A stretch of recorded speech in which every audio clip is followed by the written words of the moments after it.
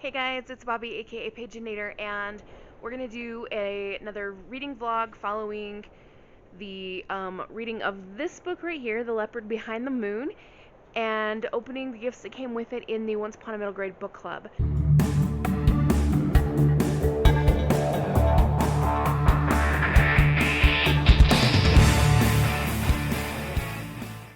Apologies for the hair. I've been laying back in this chair reading. Just finished another book, and my hair's a little smushed. Anyway. There are 3 gifts that came with this book, so I'll be pausing at the pages that are indicated to open them, and I think I'll just kind of start there. I've got one of G from Book Roast's like sensory reading room videos, and we'll just get to reading. I'm not going to tell you too much about what the book is now. I think we'll just kind of discuss it as we go. And I will try very hard to not include spoilers in this vlog as well. Hey again. But I'm about ready to head to church. I didn't read tons last night. I got through about 3.5 chapters. And it's a little book and there's a lot of chapters, so the chapters go pretty quickly. So far we have learned that Izomo, a young man, lives in this village, and he's like bullied, like full-on bullied. He goes to what I would call school. They're gathering to hear stories from the elder ladies, and they sit according to the rank of their parents, and he's like way back up in a tree, and everybody like just hates him, and he I don't know, the ladies of the village, when they get together, they talk about the problems, and first we're going to deal with the water, and then we're going to deal with the crops, and now we're going to talk about Izomo. And the men get together, and there's this person who's threatening our existence. It's Izomo. And we learn that when Izomo was very young, his father died. He went on a hunting trip and never came back. And he was eventually told that his father was killed by a leopard.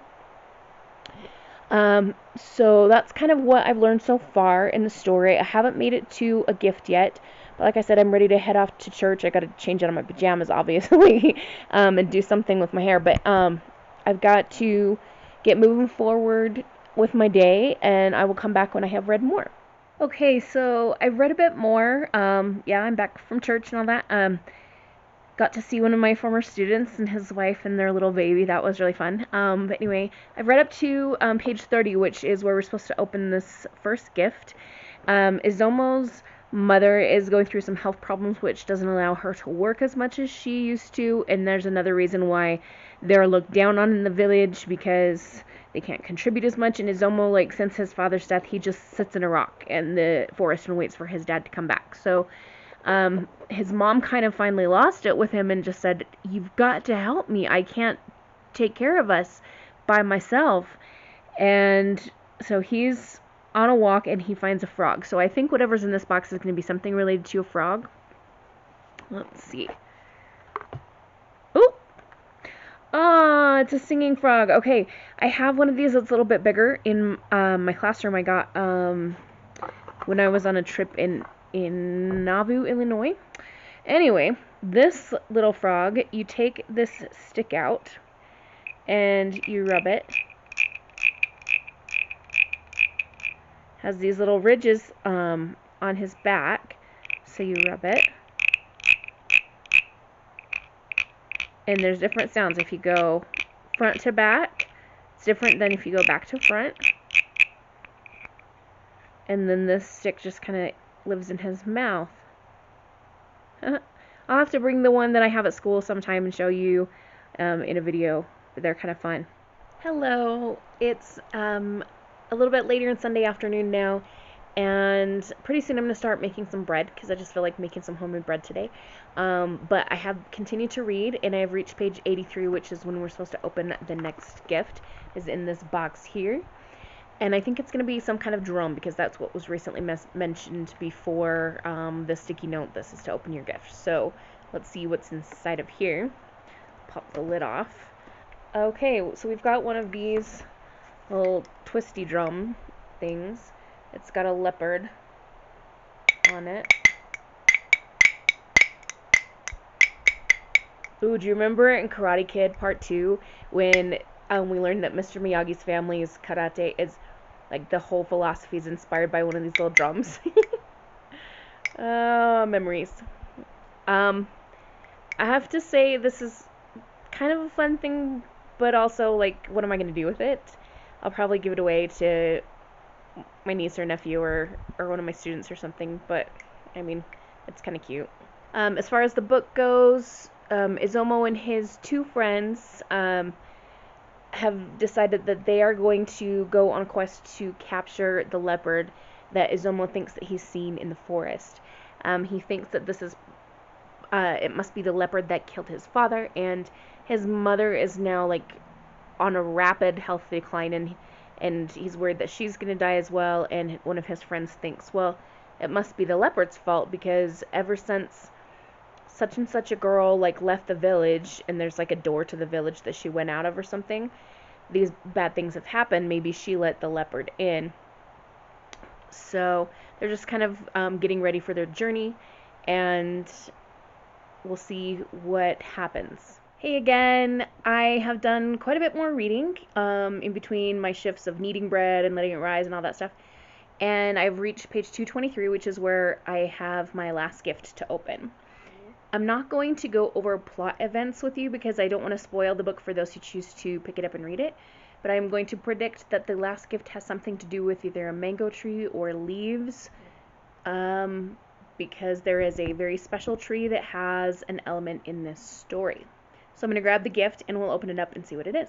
Okay, so it comes in this pouch, which is leopard print, and I cannot wait to get rid of this pouch because I hate cat print stuff. If you love it, I'm glad that you love it, but I personally do not like it at all. It kind of makes me want to gag, so I'm excited to be able to say goodbye to this pouch.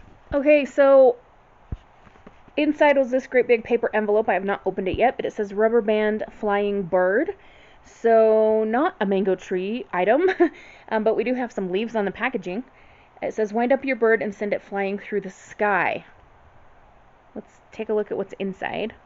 Alright, so inside the envelope we have some instructions for assembling your rubber band bird, and then we've got the pieces of the bird. So we've got some wings and some more wings here, and we've got some sticks and rubber bands. I'm not going to put it together now because I've got bread that's going to be coming out of the oven shortly. But if I get this put together and experiment with it before I edit and post this vlog, I will add some footage in at that point. So next thing now, other than taking care of the bread that I'm baking, of course, is to finish reading the book. Back again. I just finished the book. It was pretty good. So here are my final thoughts. I'm not going to give away things, of course, like I mentioned before. There was a point in the book where I was like, well, what about the leopard? The leopard's in the title, and I feel like there's no, like, closure with the leopard, but the leopard came back in the end, and if we figured out what was going on there. I'm not going to say that this is, like, my favorite book I've ever read. It's not that. I'm guessing that when I run it through Copilot, it's going to come in around 3.5-ish stars. And some of that's just to do with the minimalistic style of the author. It's not really my cup of tea. I think when you write books like this one is that are based on cultural folklore, sometimes the writing gets a bit more minimalistic because you have to take something really well known and add to it, but you don't want to, like, completely change it and offend the people where it came from and that kind of thing. So I think it's just part of the type of writing that this is. But anyway, definitely worth the read. It was a quick read. I read it all in one day, unless you count, like, the 10 pages I read last night before bed. But less than 24 hours, so I think it still counts. And as far as the items in the box go, they were pretty cute. I think the frog is my favorite item. The little bird thing, I don't know that I'll ever use. I'll probably give that away. And the drum, I'm not sure about that either. But I really like the frog. Do that. I'm going to wish you all a wonderful, magical, and bookish day. Happy reading. Adios.